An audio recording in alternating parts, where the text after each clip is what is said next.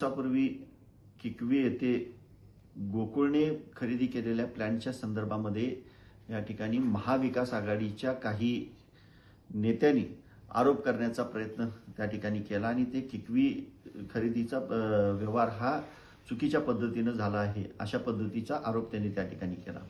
मी निश्चितपणाने या ठिकाणी सांगतो की त्या गोष्टीची चौकशी किकवी प्लॅन खरेदीची व्हावी ह्या गोष्टीची मागणी मी खऱ्या अर्थानं आमचे नेते आदरणीय महाराष्ट्र राज्याचे मुख्यमंत्री आणि गृहमंत्री आदरणीय देवेंद्रजी फडणवीस साहेबांच्याकडे या ठिकाणी केलेली आहे आणि त्यासोबत मी केंद्रीय गृहमंत्री अमित शाह यांच्याकडेही त्याची तक्रार या ठिकाणी केली आहे आणि त्याची चौकशी त्या व्यवहाराची चौकशी ही खऱ्या अर्थानं SIT मार्फत किंबहुना ED मार्फत त्या ठिकाणी व्हावी अशा पद्धतीची मागणी मी त्यांच्याकडे खऱ्या अर्थानं त्या ठिकाणी केलेली आहे। महाविकास आघाडीने ज्यावेळी असे आरोप केले ते आरोपाला उत्तर देत असताना या मावळत्या संचालकांनी विषय कुठेतरी भरकटवण्याचा प्रयत्न त्या ठिकाणी केला।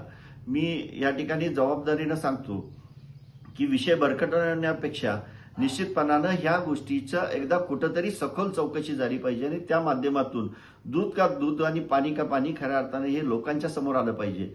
गोकुळ दूध संघ हा कुणाच्या वैयक्तिक मालकीचा नाही तर तो सर्वसामान्य शेतकऱ्यांचा सर्वसामान्य दूध उत्पादकांचा गोकुळ दूध संघ असल्यामुळे त्याची वस्तुस्थिती खऱ्या अर्थानं लोकांच्या समोर या ठिकाणी आली पाहिजे। त्या दृष्टिकोनातून मी आदरणीय देवेंद्रजीने आदरणीय अमित भाईंच्याकडे मी याची तक्रार या ठिकाणी केलेली आहे। मी आपल्याला या माध्यमातून खऱ्या अर्थानं आपल्याला निश्चितपणे सांगतो की काही गोष्टी हीची वस्तुस्थिती ही जनतेसमोर येणं अपेक्षित आहे। कारण त्याचबरोबर ह्या मावळत्या संचालकांनी आणखी एक आरोप त्या ठिकाणी केला की विजय ढेरे म्हणजे जे गायत्री कोल्ड स्टोरेजचे जे ओनर आहेत ते विजय ढेरे हे यांच्याही कोल्ड स्टोरेजच्या वेळी कुठेतरी जादाचे पैसे अदा केले गेले अशा पद्धतीचा आरोप त्या ठिकाणी त्यांनी केला। मी ह्या माध्यमातून आमच्या मित्रपक्षांना या ठिकाणी मी सांगू इच्छितो की खऱ्या अर्थानं विजय ढेरे साहेब आणि त्यांचे वडील कैलासवासी प्रकाशजी ढेरे हे आदरणीय कोल्हापूरचे मंत्री आदरणीय हसन मुश्रीफ साहेबांच्या राजकीय जन्माच्या पूर्वीपासून पवार साहेबांची एकनिष्ठ घराणं म्हणून त्यांच्याकडे पाहिलं जातं। त्यांच्या पवार साहेबांच्या सोबत त्यांनी 2 वेळा निवडणुका सुद्धा त्या ठिकाणी लढवल्या गेलेल्या आहेत आणि ह्या सगळ्या गोष्टी असताना सुद्धा त्याची सुद्धा वस्तुस्थिती ही सर्वसामान्य लोकांच्या समोर आली पाहिजे, दूध उत्पादकांच्या समोर आली पाहिजे। कारण वस्तुस्थिती लोकांच्या समोर येत नाही तोपर्यंत गोकुळची बदनामी कुठं थांबत नाही। त्याच्यामुळे गोकुळची बदनामी थांबवण्याच्यासाठी म्हणून मला हे पाऊल उचलावं लागतं आणि त्या माध्यमातून या गायत्री कोल्ड स्टोरेजची सुद्धा चौकशी आणि त्याच्या सुद्धा व्यवहाराची चौकशी या ठिकाणी निश्चितपणाने करावी अशा पद्धतीची मागणी मी महाराष्ट्राच्या उपमुख्यमंत्री आणि राष्ट्रवादीच्या नेत्या आदरणीय सुनेत्राताई पवार यांच्याकडेही त्यांची भेट घेऊन मी त्या ठिकाणी ती या ठिकाणी चौकशी करावी अशा पद्धतीचं निवेदन मी त्यांना त्या ठिकाणी करणार आहे। कारण सातत्यानं काहीतरी चुकीच्या गोष्टीकडे वळवण्याचा प्रयत्न संचालकांच्या माध्यमातून त्या ठिकाणी होत असतो।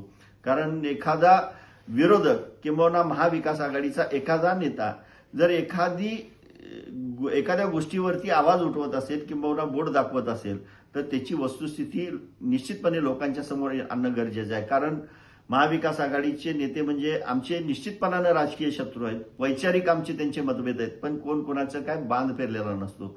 पण मी जबाबदारीने सांगतो त्यांनी केलेल्या आरोपाच्यासाठी म्हणून ते आरोपाला उत्तर देण्यासाठी प्रत्युत्तर देण्यासाठी म्हणून या सगळ्या गोष्टीची चौकशी या ठिकाणी झाली पाहिजे आणि तिची वस्तुस्थिती सामान्य दूध उत्पादक शेतकऱ्यांच्या समोर आली पाहिजे। या दृष्टिकोनातून मी देवेंद्रजी यांच्याकडे आणि अमित भाईंच्याकडे सुद्धा ह्या सगळ्या गोष्टीची तक्रार केलेली आहे।